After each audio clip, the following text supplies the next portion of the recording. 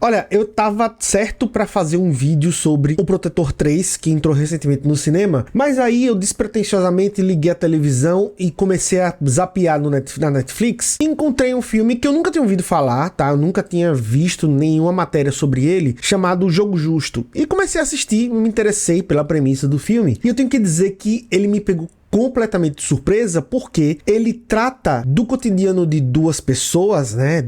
da vida de duas pessoas, de um casal muito jovem, só que ao mesmo tempo que ele trata o cotidiano de uma forma muito crua, ele também traz à tona uma pauta bem importante da gente debater hoje em dia, que é a questão de como o homem de família se vê, né, o cara que tá começando uma família ali, com sua esposa, pensa em ter filhos, como ele se vê perante a construção dessa família em termos de ser o cara que vai ser o líder, ser o arrimo de família, ser a pessoa que banca financeiramente mesmo aquela casa e todas as pessoas que convivem com ele. E aí o filme, ele debate justamente aquela visão, tá, e se ele planeja tudo isso, só que acontece justamente o contrário, ele não consegue ter essa liderança financeira, sendo a mulher dele, né, a esposa dele, a pessoa que vai ganhar grande parte da verba, a pessoa que, se você vê a porcentagem do dinheiro que entra na casa, que vai colocar comida na mesa mesmo. Como é que esse cara que planejou tudo isso se vê nessa situação? Como é que ele agiria? O que ele faria? É claro, o filme traz uns outros elementos ali de ambição, até onde você chegaria para atingir o seu objetivo, mas tudo isso é meio que elemento secundário. O grande cerne da questão aqui, o grande questionamento é como a fragilidade masculina iria lidar com a inversão de papéis. Pelo menos o que tá dentro da cabeça dele, né? A lógica seria ele ganhar mais, ele ser promovido, ele ser a liderança familiar. Como é que uma pessoa que tem esse pensamento, ela lida quando se encontra numa questão completamente adversa aos seus planos originais? E olha, um filme que trata dessa questão, ele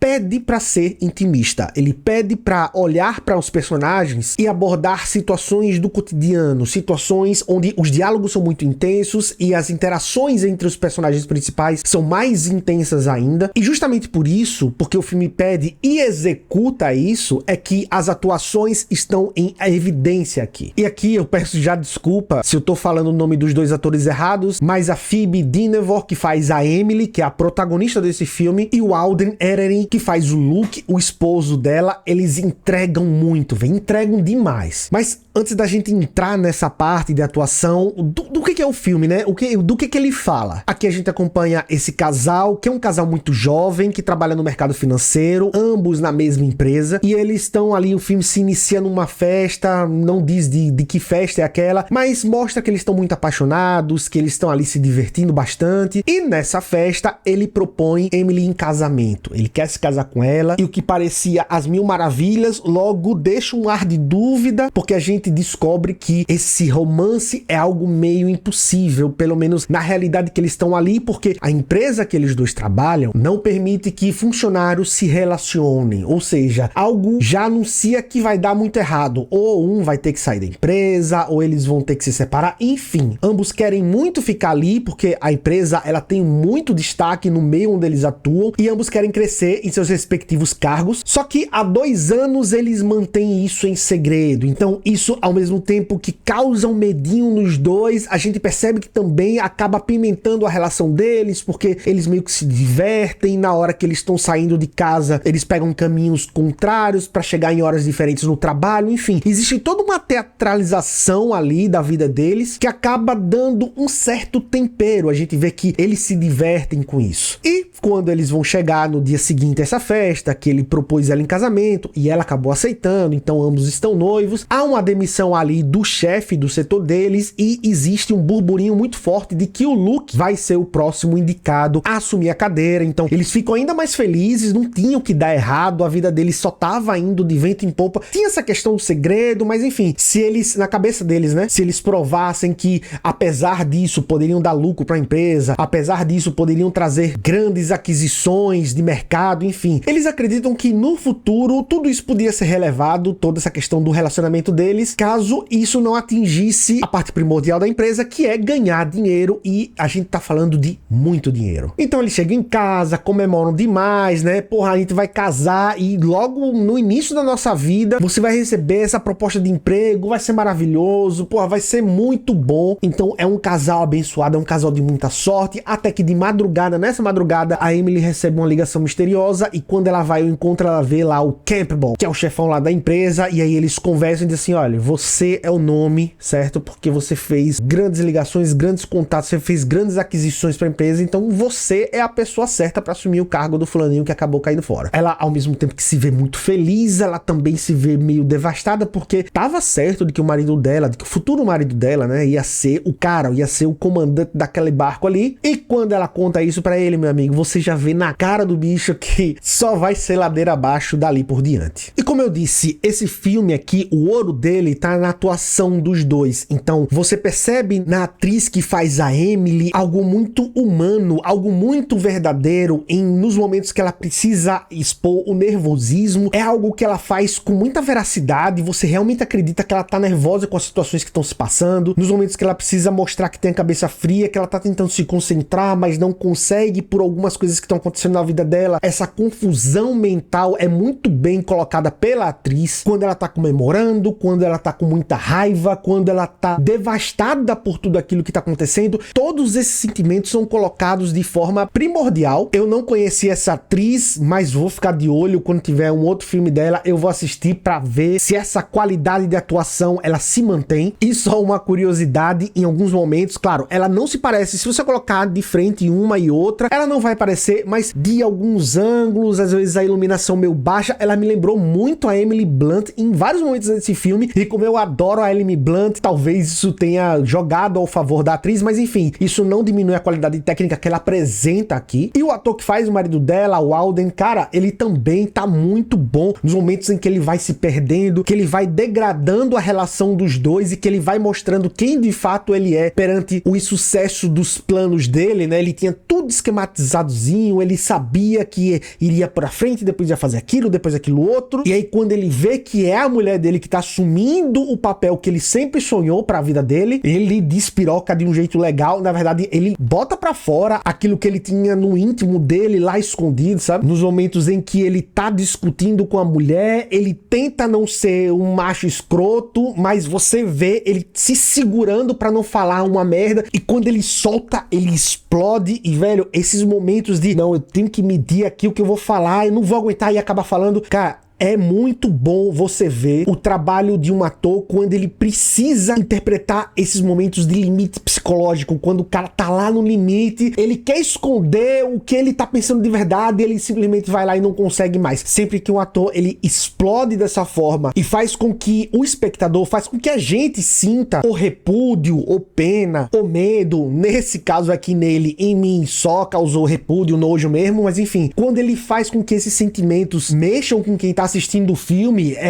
ele simplesmente conseguiu ter sucesso naquilo que ele estava se propondo. O resto dos atores, os coadjuvantes, são bem qualquer coisa, eles só aparecem aqui para tentar fazer com que a trama que envolve os dois principais vá para frente, e são basicamente caras de escritório que ficam fazendo com que o maluco lá, o marido dela, tenha mais ciúme, ou fique fazendo com que a mulher tenha que tomar decisões que vai fazer com que a relação dos dois acabe ficando ainda mais crítica. E nesse quesito, a direção da Chloe Dumont, ela é muito boa em um ponto e ela deixa a desejar em outro. O ponto que ela é muito boa se diz respeito à cinematografia. É basicamente dentro do apartamento dos dois e no escritório, e essa cinematografia morta, ela ajuda a gente a focar nos personagens, nas expressões dos personagens, em como um vai agir com a ação do outro. Um fala e o outro responde, não necessariamente com palavras, muitas vezes só com as expressões do rosto, e como todo o ambiente ele é muito frio, ele é muito sem graça mesmo, não, a gente não percebe aqui ambientes externos, né? Não tem a cidade lá pra gente ficar olhando, pra gente ficar contemplando. Basicamente, toda a filmagem aqui dos ambientes, elas são voltadas pra gente focar nas pessoas, principalmente nesses dois protagonistas. E diante disso, a diretora, que também é roteirista dessa história, ela trabalha muito bem a questão do foco. Em muitos momentos a gente vê cenas que estão focando apenas na reação dos dois, podia ser algo mais amplo, mas Mas não, ela fica ali no rosto, enquanto um fala, o outro reage. É um trabalho muito bem feito e que casa tanto cinematografia quanto iluminação e o próprio roteiro, que coloca ambos os personagens sempre em conflitos muito enervantes. Você fica nervoso de ver aquelas situações vindo à tona e você fica pensando, meu Deus, o que vai acontecer? O que esse cara vai fazer? Porém, ao mesmo tempo que essa cinematografia bota o foco neles dois, quando ela tenta dar um pouco mais de foco à questão do trabalho em si, a questão do Wall Street, daquela realidade de investimentos, da empresa, dela conversando com os colegas, ela indo pras noitadas e tal, o filme acho que se perde um pouco. Ele poderia ficar mais só mesmo na relação, ser um filme um pouco mais intimista. Aqui o filme tem quase 2 horas, se ele tivesse ali 1h40, cortasse 15, 20 minutos pra focar mesmo neles dois, o filme só ia ganhar com isso. Mas não é algo que tira o brilho, é algo que acrescenta sim, poderia ser mais enxuto sim, porém todas as outras coisas boas que eu falei referentes aos atores principais, ao roteiro que os envolve e a cinematografia que ajuda a dar foco neles, é algo que deixa o saldo dessa balança muito mais positivo. E por último, eu queria conversar sobre a cena final desse filme. Então, se você não assistiu, quer muito ver e você se importa com spoilers, eu sugiro que você pause esse vídeo e volte aqui depois para terminar de ver. Mas caso você já tenha visto ou não se importe com spoilers, continue aqui comigo. No final, depois que tudo é colocado à tona e o Caba já fez tudo de ruim que podia ter feito e quase estragou a vida da mulher, eles estão ali numa cena onde ele tá ajoelhado, né? E ela diz, olha, eu quero que você me peça desculpa. Ela até pega uma faca, ameaça passar a lambida no Caba e diz assim, eu quero que você me peça desculpa e peça, velho, peça pianinho. E aí o Caba se ajoelha, né? Depois de passar o filme todo sem reconhecer o erro, depois de ter passado o filme todo só xingando ela, culpando ela, ele cai em prantos, ele começa a chorar, ele admite que ele é o grande lascado da história, foi ele que botou tudo a perder. E aí nesse momento, né, onde ele pede perdão, ela se ajoelha, até abraça ele, e eu digo, não é possível que essa mulher vai perdoar ele depois de tudo que ele fez. Mas aí é que vem a surpresa, ela diz assim, então agora você cai fora daqui, pega seus panos de bunda e vá-se embora. E velho, quando ela faz isso, né, muita gente eu vi comentando,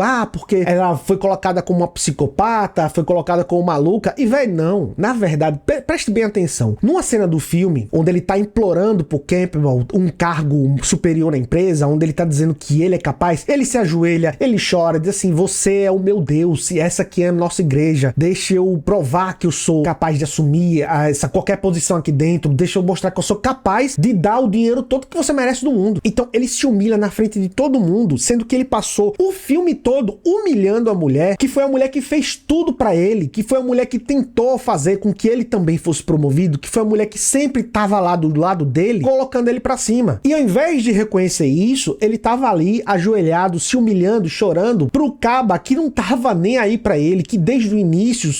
deixou claro que ele tava na empresa só de favor, que ele tinha empregado, porque não tinha o que fazer, é um cara, é um peso morto. E aí a partir do momento em que no final, na cena final, quando ela chega e ele tá sentadinho com as malas prontas, ele diz, olha, eu já cancelei o aluguel, vou me embora e tudo mais, você fica aí, você pode ficar até o final do mês. Ela se indigna de uma forma, dizendo, como é que você quer sair da minha vida assim, ainda quer sair por cima? Se brincar, né, pra onde ele fosse, ele ia contar pra todos os amigos, terminei com ela porque ela é uma escrota, porque ela tomou meu emprego, porque ela fez isso e aquilo pra conseguir passar por cima de mim, sendo que na verdade ele foi o sacana da história. Então quando ela faz isso, quando ela força ele a admitir, a se ajoelhar, a pedir desculpa e ele dizer que ele foi o cara que fez toda aquela merda, que provocou toda aquela situação, a partir daquele momento ela quebra as pernas do machismo dele, sabe? Ele não vai poder sair mais por cima, ele vai sair como o cara humilhado, como o cara que reconheceu toda a besteira que ele falou, que ele agiu, que ele fez, deixando às claras a dimensão do que é que ele estava jogando fora, do que ele pôs a perder. Então, quando ela finalmente faz com que ele se ajoelhe, com que ele admita, ela ali tá se sentindo justiçada depois de toda a injustiça que ela viveu ao lado do cara, entendeu? Então não se trata da mulher ser uma doida, psicopata, de pegar uma faca e ficar ameaçando o cara. Se trata daquela ideia de que se o fim é inevitável, pelo menos que o fim ele venha com um reconhecimento justo, entendeu? Que seja um jogo justo. Ele tá saindo derrotado daquela parada, mas ele reconhece o tanto de besteira que ele fez, sem ter a menor chance de sair por cima, mesmo ele nunca mais arranjando emprego ali naquela região, mesmo ele não tendo a menor chance de voltar. Ele tá saindo como o grande causador de todo aquele caos ali. Eu não sei se eu consegui ser muito claro, eu acabei falando demais demais, talvez eu tenha sido meio prolixo, mas enfim, caso eu tenha sido confuso na minha explicação, ou caso você tenha uma outra visão sobre o que aconteceu, ou sobre os desdobramentos dessa história, comenta aí embaixo, o espaço tá aberto pra gente conversar, claro, sempre com muito respeito, porque a ideia aqui é a gente somar, é a gente trocar uma ideia massa sobre as coisas que a gente assiste. Caso você também tenha uma sugestão de filme pra eu assistir e trazer aqui pro canal, pode deixar aí embaixo, e eu vou deixar mais 2 vídeos pra você continuar comigo, só que se você tiver que ir embora, eu espero que você tenha uma semana maravilhosa,